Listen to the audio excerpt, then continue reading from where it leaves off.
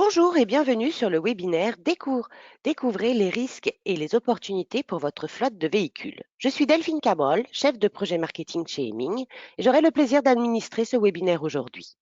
Ce webinaire se déroule dans des conditions particulières puisque nos intervenants sont tous à distance. Cette conférence en ligne durera une trentaine de minutes et nous répondrons à vos questions à la fin de la présentation pendant environ 10 minutes. J'en profite pour vous indiquer que vous pouvez poser vos questions pendant le webinaire par l'intermédiaire du module questions qui se situe en bas à droite de votre écran. La présentation vous sera envoyée par email après le webinaire. J'ai maintenant le plaisir de vous présenter nos deux intervenants du jour. Marc Jobert. Bonjour Marc. Bonjour Delphine, bonjour à tous. Donc, je suis Marc Jobert, consultant senior chez Hemming et en charge de l'offre flotte automobile et mobilité. Depuis 5 ans, j'accompagne les entreprises de différents secteurs et de tailles de parcs différentes sur 3 principaux aspects. Le mode de financement, les process et consultats de marché, donc définition du besoin et des usages, et sur une partie fiscalité, optimisation des avantages en nature et accompagnement dans le verdissement des flottes. Merci Marc pour ta présentation. Et maintenant, Guylain Majoie, nouvel arrivant chez Hemming. Bonjour Guylain. Bonjour Delphine, bonjour Marc, bonjour à tous. J'ai le plaisir de participer à ce webinaire. Pour me présenter en quelques mots, j'ai plus de 12 années d'expérience dans la gestion et le financement de flotte automobile, expérience acquise chez un loueur de location longue durée de véhicules. J'ai pu accompagner différents acteurs, que ce soit des acteurs du secteur privé ou institutionnel, sur différentes typologies de flotte, que ce soit des véhicules particuliers, des véhicules 5 places, des véhicules sociétés 2 places, ou encore des véhicules utilitaires. Aujourd'hui, c'est un plaisir de participer à cette intervention visant à donner un éclairage sur l'optimisation des flottes dans le contexte que nous vivons actuellement. Avant de vous présenter le sommaire, n'hésitez pas à nous contacter via les réseaux sociaux. Vous trouverez nos liens du réseau social LinkedIn en bas de cette présentation. Marc, c'est à toi. Merci Guylain. Je laisse maintenant la parole à Marc pour débuter ce webinaire. Marc, c'est à toi. Merci Delphine. Je vous propose de commencer ce webinaire par un point macro du marché automobile avec un point sur les flottes. Nous aborderons ensuite les différentes réglementations en place depuis le début de l'année et nous nous intéresserons plus particulièrement aux impacts sur vos parcs. Puis nous verrons comment la transition énergétique peut être synonyme d'opportunités pour les professionnels qui doivent faire face aux évolutions du marché. Et enfin, nous conclurons en vous présentant comment la WLTP et le Covid peuvent être des leviers de performance et quelles actions doivent être menées dans les prochains mois pour profiter au mieux de ces évolutions. Commençons tout d'abord par quelques chiffres pour vous présenter le marché automobile. Le secteur regroupe donc 4 000 entreprises, 400 000 salariés. Ce sont plus de 2 millions de véhicules produits en 2019. Le secteur automobile est un secteur qui doit faire face à 2 révolutions depuis le moteur à explosion, le véhicule électrique et le véhicule autonome. Ces 2 révolutions poussent ainsi les acteurs à revoir leur manière de penser, de concevoir, de produire, de vendre et d'imaginer l'avenir. Le secteur du transport, générant 38% des émissions de CO2, est donc dans le viseur des pouvoirs publics. Les Français ont un usage et des trajets limités, 60% des trajets faisant moins de 5 km, d'après le ministère de la Transition écologique et solidaire. Et enfin, les parts de marché pour les véhicules à motorisation alternative se développent, deviennent des alternatives crédibles face aux véhicules thermiques. Intéressons-nous donc désormais aux impacts du Covid-19. Pour cela, je laisse la parole à Guylain. Merci Marc. Après ces longues semaines de confinement, l'heure est au constat. La pandémie a eu un impact majeur sur nos vies, sur nos activités et notamment sur le marché de l'automobile. On évoque une baisse historique de ce marché. Au niveau mondial, la baisse est estimée à moins 20% sur l'année 2020. Pour l'Europe, les estimations portent un constat pour une baisse encore plus dure de l'ordre de 30%. Pour illustrer cette tendance, je vous invite dans un premier temps à regarder le graphique qui se situe en haut à droite de cette slide. Cette slide présente le volume des immatriculations sur le marché français depuis l'année 2017. On observe une certaine saisonnalité qui est plutôt bien respectée. La courbe rouge est finalement éloquente et correspond, comme vous vous en doutez, à l'année 2020 et l'impact du Covid. On peut relever une baisse jusqu'à quasiment 90% du nombre d'immatriculations sur le mois d'avril dernier. Au final, quand on regarde les chiffres, depuis le début de l'année, le marché a quasiment été divisé par 2, avec moins 48% du nombre d'immatriculations depuis le début 2020. Sur le marché de la flotte automobile, il est intéressant d'observer d'une part les véhicules neufs, mais également le marché du véhicule d'occasion. En l'occurrence, le marché de véhicules d'occasion sur le mois de mai a subi une baisse de quasiment un tiers de son volume, c'est-à-dire une baisse de à peu près 321 000 unités. On parle beaucoup du marché du véhicule d'occasion puisque ces éléments sont nécessaires, notamment aux loueurs de location longue durée, pour définir ce qu'on appelle les fameuses valeurs résiduelles. Les valeurs résiduelles étant un élément clé pour pouvoir définir le montant à financer et par conséquent les loyers. C'est-à-dire que si votre valeur résiduelle baisse, le montant à financer augmente et les loyers augmentent de la même proportion. Une petite note néanmoins positive avec ces chiffres en forte baisse, on peut notamment parler de l'évolution du mix énergétique qui se poursuit avec une augmentation des immatriculations des véhicules électriques ou des véhicules hybrides. L'heure désormais est en plein de relance, je propose à Marc de vous présenter les éléments. Merci Guilain. Donc, l'automobile est une industrie majeure dans l'économie nationale et le gouvernement a donc annoncé un plan de relance basé sur 3 piliers principaux. Le premier, inciter davantage les véhicules propres, hybrides et électriques via donc des bonus et des primes à la conversion, le but étant d'accélérer la transition énergétique. Deuxième pilier, privilégier la production française, faire revenir les entreprises et la production sur le territoire national. Et enfin, troisième pilier, la protection des salariés du secteur avec un soutien de plan aux entreprises. Faisons un zoom maintenant sur notre quotidien. Le confinement a eu un impact global majeur sur nos vies à la fois personnelles et professionnelles, ce qui n'est donc pas sans conséquence sur notre mobilité. Côté entreprise, les véhicules ont moins, voire peu roulé. Se pose ainsi la question de prolonger ou de renouveler vos véhicules. Il est donc non négligeable d'étudier les matrices ou grilles tarifaires en comparaison avec les conditions actuelles du marché. Deuxième point, les entreprises ont réalisé des économies à court terme. Effectivement, votre budget carburant, votre budget entretien a diminué pendant cette période de confinement. Même si on peut facilement imaginer les répercussions du confinement sur les disponibilités dans les garages et dans les coûts d'entretien qui avaient déjà commencé à augmenter avant la période du Covid. Troisième point, des nouveaux process à créer et à mettre en place dans le cadre de l'utilisation de vos véhicules. En effet, on a pu constater par exemple chez Orange la mise en place de parois en plexiglas pour séparer les conducteurs dans les véhicules utilitaires partagés. Donc, on se rend compte que pour les entreprises, il y a un réel besoin de s'adapter à ces nouvelles contraintes.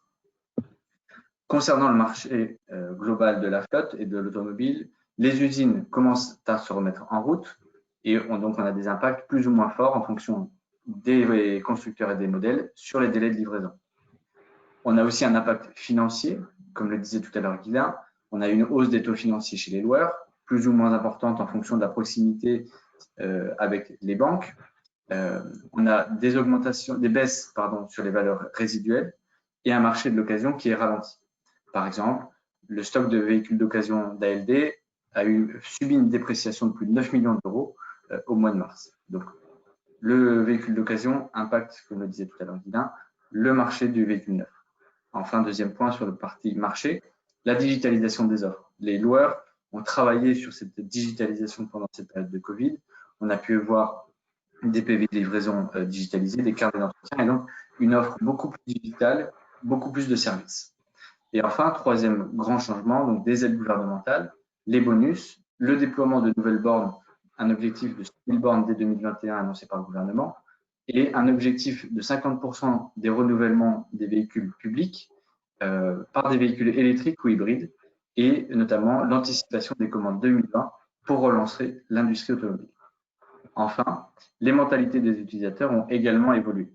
On retrouve bien évidemment la vigilance globale sanitaire, une manière de travailler différente avec la hausse du télétravail et enfin une sortie de Covid avec le retour du vélo annoncé, mais aussi un risque sur le retour de l'autosolisme, le fait d'être seul dans son véhicule pour éviter de prendre les transports en commun. En conclusion, en fonction de la situation économique et de la maturité de votre entreprise, les priorités se feront sur 3 critères: économique, social et ou écologique. L'impact économique sera donc comme problématique d'optimiser votre TCO. Social, développer plutôt une politique de développement de la mobilité, de politique familiale, et écologique, de travailler sur le verdissement de son parc. Je laisse la parole à Guilain pour nous présenter le bilan à mi-année des changements réglementaires. Merci Marc. Effectivement, il me paraît intéressant à ce moment de la présentation de refaire un focus sur le cadre réglementaire qui régit ce marché. Il y a de très nombreuses et régulières évolutions des normes et des règles qui visent principalement à restreindre les émissions polluantes afin d'agir sur l'impact écologique de l'automobile et notamment de réduire les émissions de CO2 qui est un gaz à effet de serre. Pour la route donc, des réglementations, je vous propose de faire marche arrière, de revenir en 2015, fin 2015, où le Dieselgate éclate. Ce Dieselgate, pour rappel, est consécutif à l'affaire Volkswagen des logiciels truqueurs au niveau des homologations de CO2.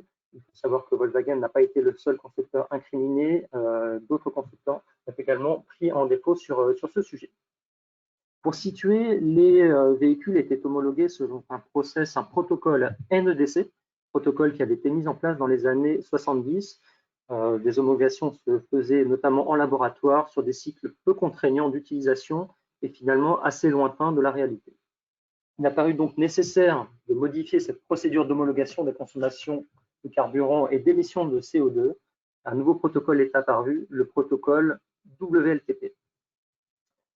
La mise en place de ce nouveau protocole a mis un petit peu de temps. Sur le marché français, il a été lancé après quelques retards au 1er mars de cette année.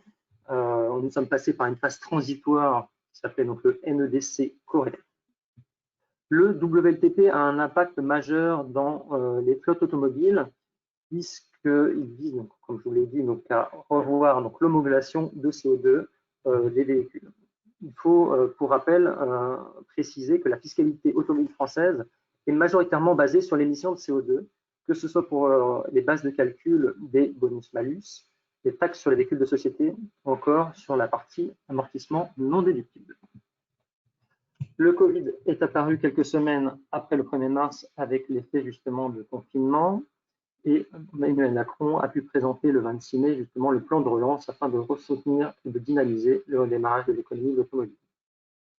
L'année 2020 est une année également importante puisqu'un autre acronyme fait son apparition, c'est la norme CAFE.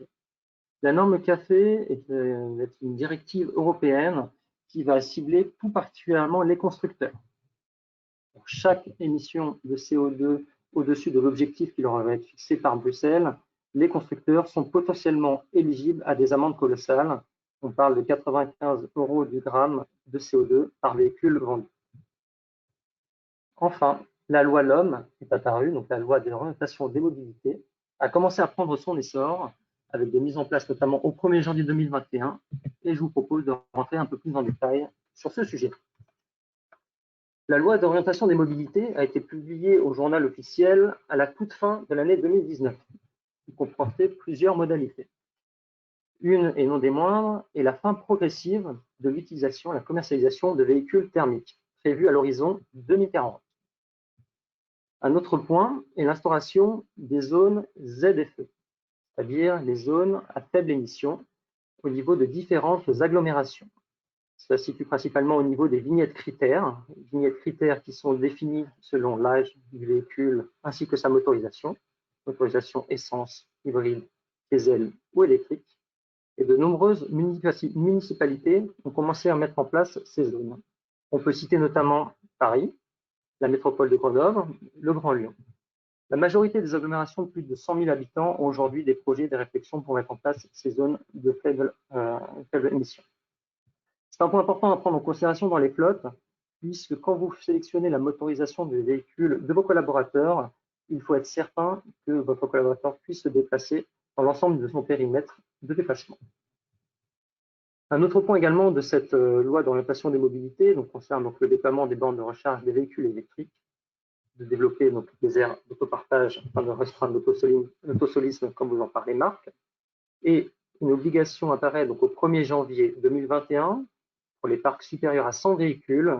Cette obligation indique de pouvoir renouveler 10% de son parc automobile avec des véhicules électrifiés. Sur le volet fiscal, nous pouvons parler de l'alignement de la récupération de la TVA sur l'essence et sur le diesel. Cette récupération de TVA a été introduite en 2017 et évoquait la possibilité de récupérer la partie de TVA du carburant essence pour arriver sur un alignement des taux de récupération pour les mettre au même niveau que ceux du diesel en 2020.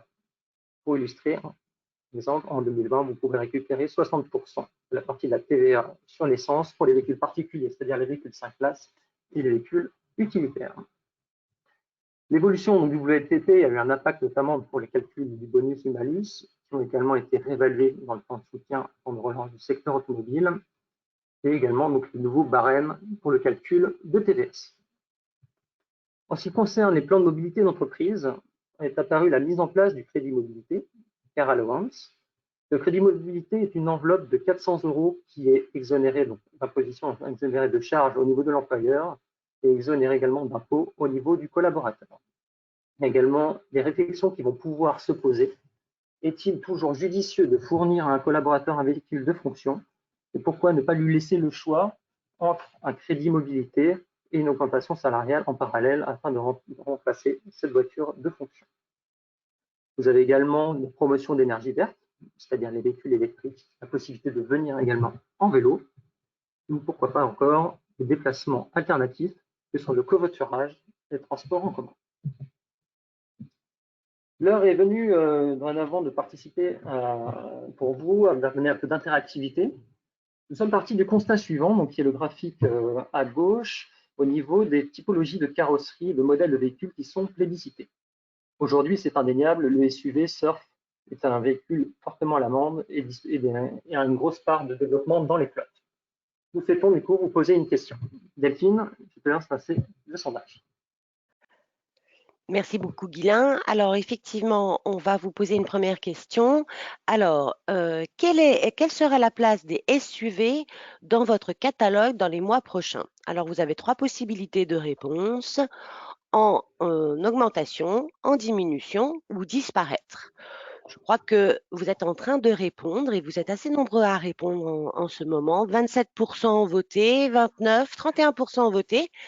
Maintenant, nous en sommes plutôt à 40%. Est-ce que je laisse encore un petit peu de temps? Oui, pour pouvoir terminer les votes. Voilà, 55%, quelques secondes encore pour terminer. Puis je pense qu'on va stopper le sondage maintenant. Donc, je ferme le sondage et maintenant, je vais effectivement donner la parole à Guylain pour qu'il puisse commenter les résultats que tu dois voir apparaître sur ton écran. Absolument. Merci à tous pour votre participation. Alors, effectivement, les résultats finalement sont plutôt homogènes puisque 40% des répondants ont évoqué donc une part en augmentation des SUV et 40% en diminution. Donc, je dirais plutôt un statu quo. C'est vrai que le SUV, comme on a pu le dire, est un véhicule à la mode qui plaît beaucoup, qui a un fort incentive pour vos collaborateurs. Par contre, il faut bien appréhender effectivement cette carrosserie sur l'aspect notamment fiscal et WLTP, puisque le WLTP, nous l'avons dit, visant à mesurer les émissions de CO2 avec un impact notamment sur le gabarit du véhicule, l'aérodynamisme, il y a un fort risque en tout cas de majoration de l'aspect fiscal de ce côté-là. Enfin, une part non négligeable envisage de le faire notamment totalement disparaître le SUV, cette carrosserie de leur parc auto. Eh bien, merci en tout cas pour cette participation active. Je vous propose donc de continuer la présentation. Marc, c'est à toi. Merci Guylain. Essayons désormais de comprendre comment les évolutions de marché influent sur votre TCO. Concernant la partie gauche du slide, donc concernant la WLTP, le financement basé sur le coût du véhicule est en hausse. Effectivement, les véhicules électriques et les véhicules hybrides étant plus onéreux. La fiscalité représentant entre 40 jusqu'à 50% de votre coût TCO et étant basée principalement sur le taux de CO2, ce poste va aussi également évoluer à la hausse, notamment sur le bonus, mais aussi potentiellement sur les amortissements non déductibles. Enfin, sur la partie service, les véhicules hybrides et électriques étant avec plus de technologie bénéficient d'entretiens moins fréquents, mais potentiellement plus chers. De plus, s'ils sont attribués aux mauvais collaborateurs, ou du moins avec une mauvaise utilisation, ils peuvent se transformer en véritable gouffre financier. Pour le Covid, la principale répercussion sera sur la valeur résiduelle, d'où la nécessité d'arbitrer entre prolongation de contrat et renouvellement, et on attire vraiment votre attention sur ce point. Enfin, sur la partie fiscalité, on en a déjà parlé, mais des bonus exceptionnels sous certains critères peuvent être une opportunité pour vos renouvellements. Et enfin, les contrats d'assurance pourront être challengés suite à la baisse de la sinistralité pendant le confinement. Prenons un exemple pour illustrer l'impact du passage de la WLTP et l'importance de la méthodologie TCO.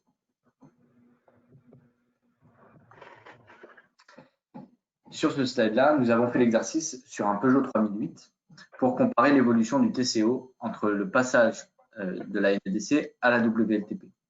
Lorsque l'on compare ces deux TCO avec les mêmes conditions loueurs, les mêmes loyers, les mêmes valeurs résiduelles, les mêmes taux financiers, on constate 2 points à retenir. Le premier, une hausse du coût à modèle identique. C'est-à-dire que pour un même véhicule, le passage de la WLTP vous coûtera, dans ce cas présent, sur un contrat de 48 mois, 1 200 € supplémentaires. Or, pour le même véhicule et le même loyer. Enfin, le deuxième point important, c'est la hausse du coût autre que la part de loyer. Lorsque l'on regarde plus en détail, dans la partie NEDC, les loyers concernaient 52% de votre TCO. En WLTP, on arrive à 50%. Le point important et la conclusion de ce slide, c'est de dire que les catalogues doivent évoluer pour prendre en compte les évolutions du marché et les gestionnaires de parc doivent avoir et adopter une méthodologie TCO en coût complet pour avoir une meilleure visibilité sur les coûts directs et indirects des véhicules choisis. Passons désormais sur le sujet de la transition énergétique.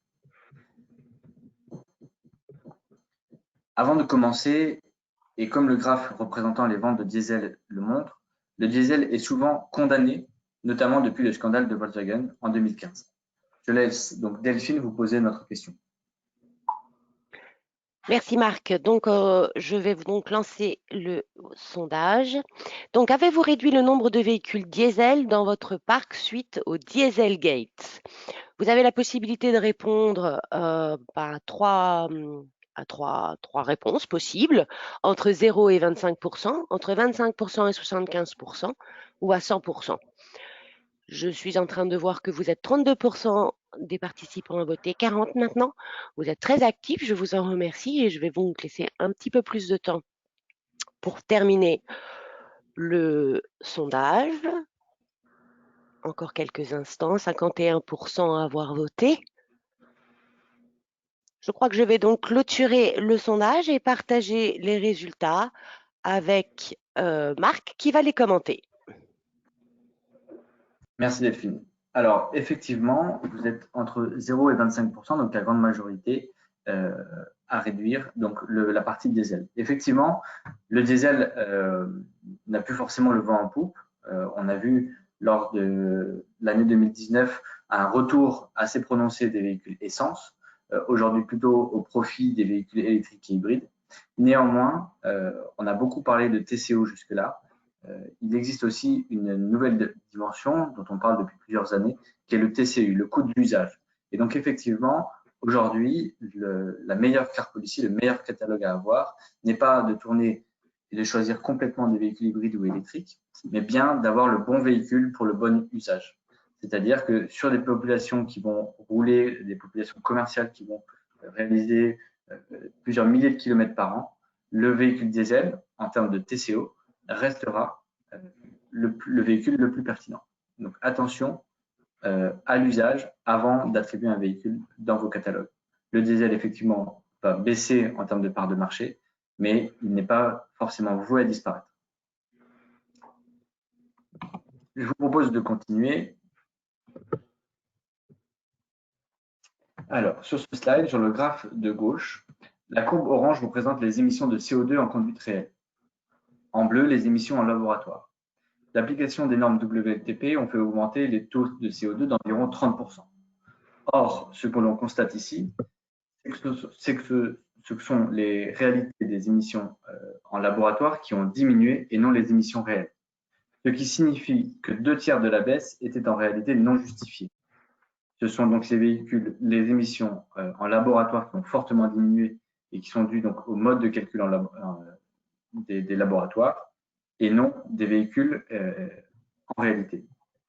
Sur le graphe de droite, on peut constater l'évolution haussière des moyennes de CO2 suite au scandale de Volkswagen. On comprend ainsi mieux l'enjeu de la transition énergétique face à l'objectif de la norme CAFE, dont le taux de CO2 requis est de 95 grammes pour les constructeurs d'ici 2021.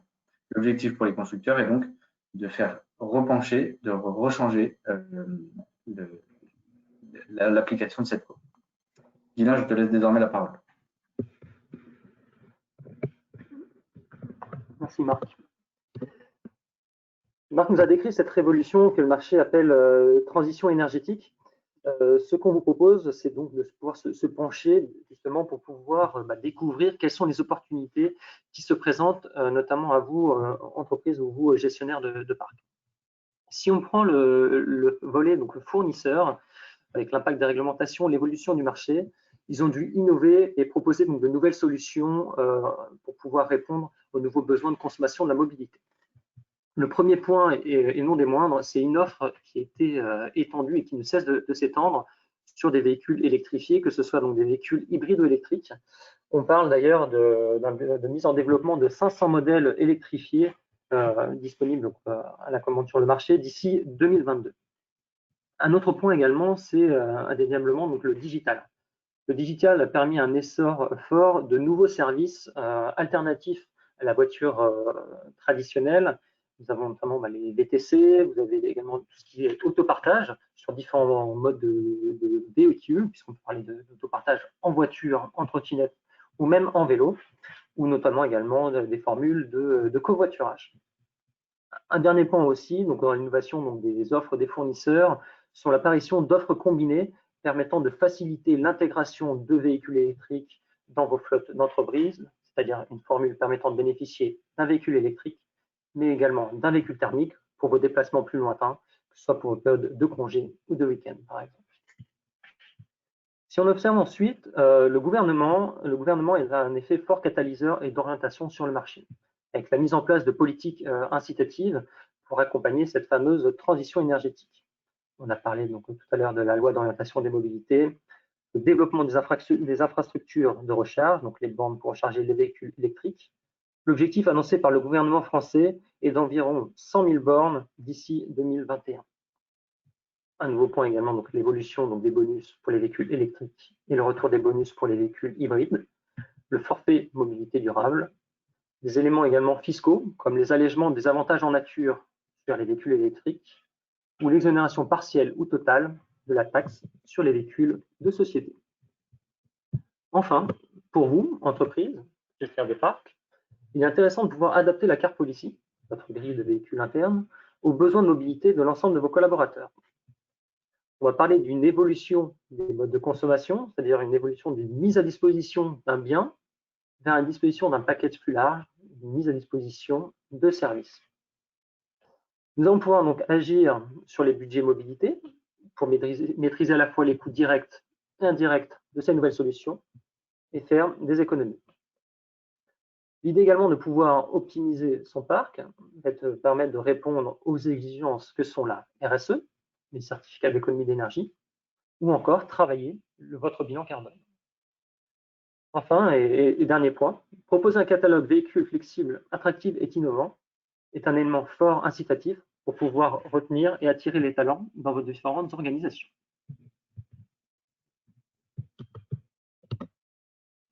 Ce que je vous propose désormais, c'est de passer sur un cas client.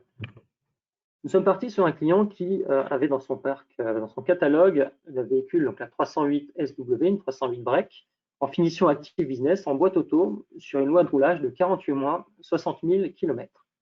Le TCO, qui est donc le Total Cost of Ownership, c'est-à-dire le coût complet de détention, qui vise à intégrer le loyer, la fiscalité et le carburant.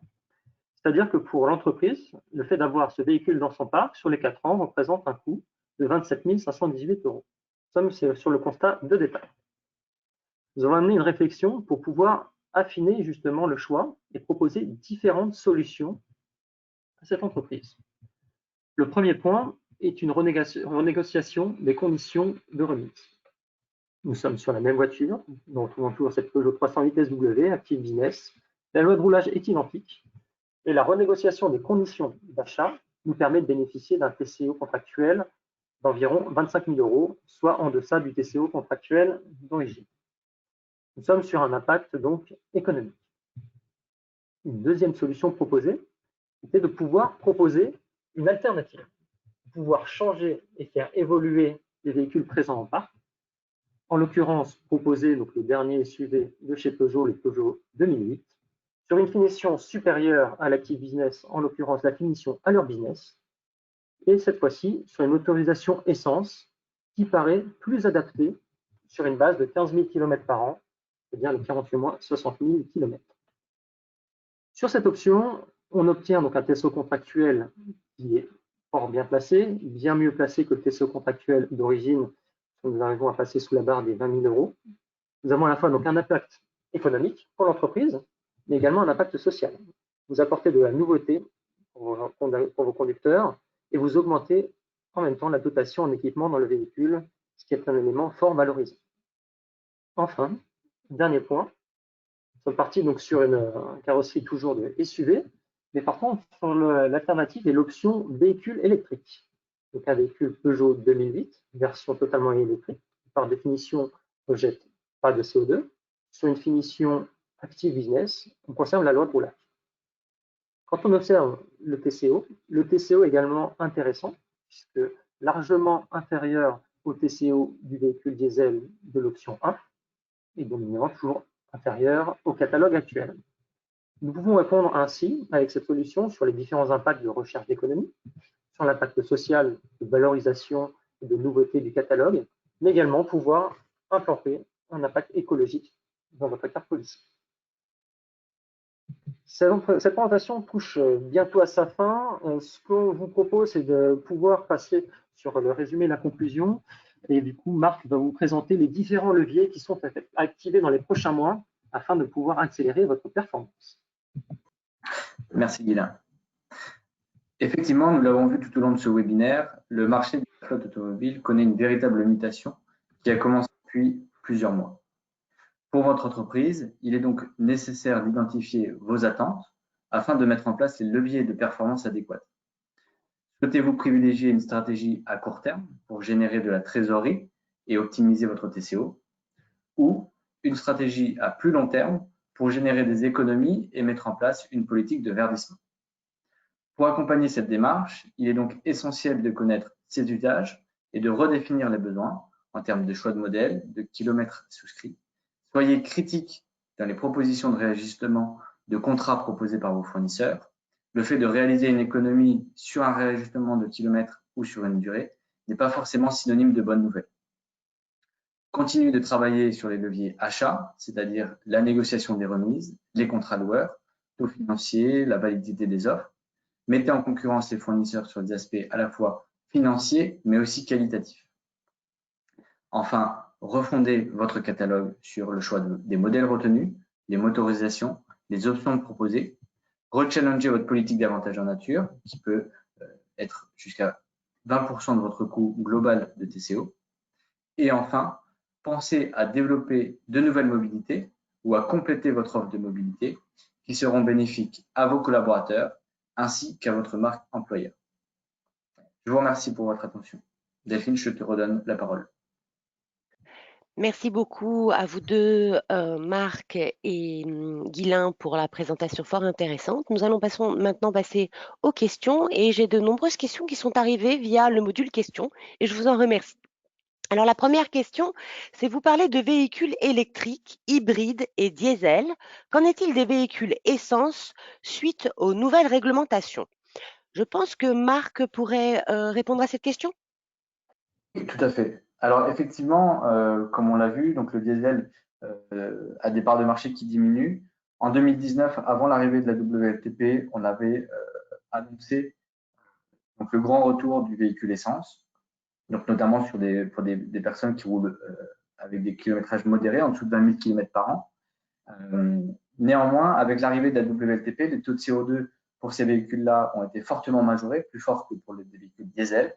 Et donc aujourd'hui, ils sont fortement aussi challengés par les véhicules électriques hybrides qui sont aussi pertinents et proposent à la fois des aides gouvernementales, on l'a vu sur des bonus, et également des consommations inférieures lorsqu'elles sont bien utilisées. Donc effectivement, le véhicule essence sera moins pertinent.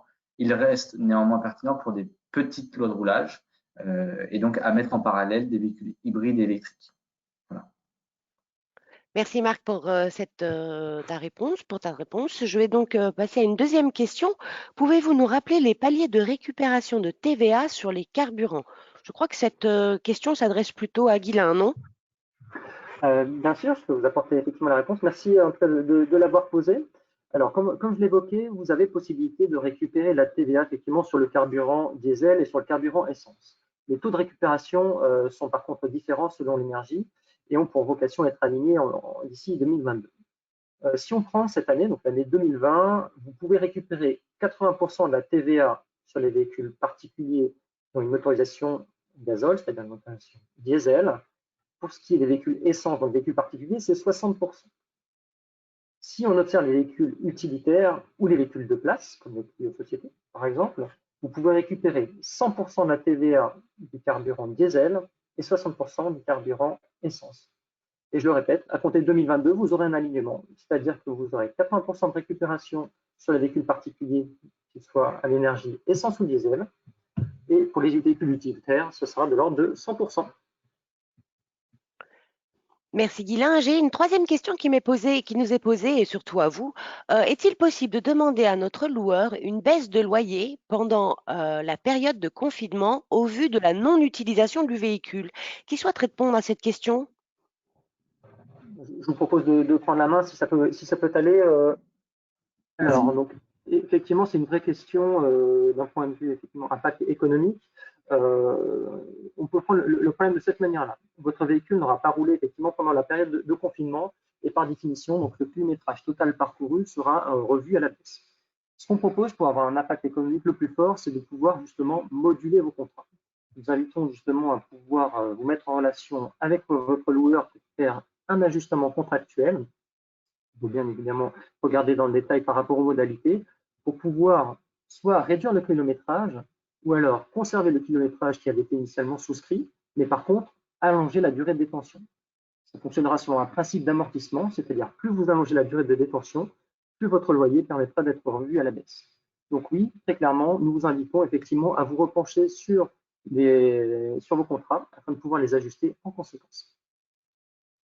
Merci Guylain pour ta réponse. J'ai une dernière question qui nous est posée concernant votre TCO. Est-ce qu'il tient en compte l'assurance et les frais de carburant? Qui veut répondre peut-être, Marc? Alors, je vais prendre la question, oui, tout à fait. Donc, effectivement, notre TCO prend bien évidemment le coût carburant avec une marge, puisqu'on sait que malgré l'intégration des normes WLTP, on constate quand même un écart entre la consommation annoncée par le constructeur et la consommation réelle. Donc, dans le cadre de nos accompagnements, nous travaillons avec les reporting carburant, avec les consommations réelles. Et sur la partie frais d'assurance, nous les prenons également en compte. Nous avons aussi une équipe assurance avec qui nous travaillons conjointement sur ces sujets-là pour pouvoir challenger l'assurance, qu'elle soit intégrée chez le loueur ou externalisée auprès d'un courtier.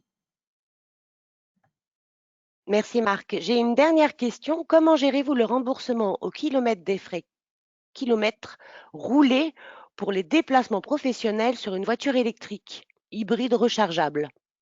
Qui veut prendre cette question? Alors, je peux prendre la question. Effectivement, ce sont des nouveaux véhicules et donc il peut y avoir de temps en temps un flou. Néanmoins, pour ces questions-là et ces typologies de véhicules-là, il faut voir l'utilisation. Est-ce que c'est un véhicule de fonction qui est utilisé ou un véhicule uniquement personnel? Donc, il y a soit des indemnités kilométriques, soit des possibilités aussi de fixer des barèmes de remboursement propres aux entreprises, sous modulo que ce soit en respect des règles d'URSSAF. Donc là-dessus, sur ce sujet-là, pour travailler la question en plus en profondeur, je propose à notre interlocuteur de nous adresser un mail pour qu'on puisse en échanger plus profondément.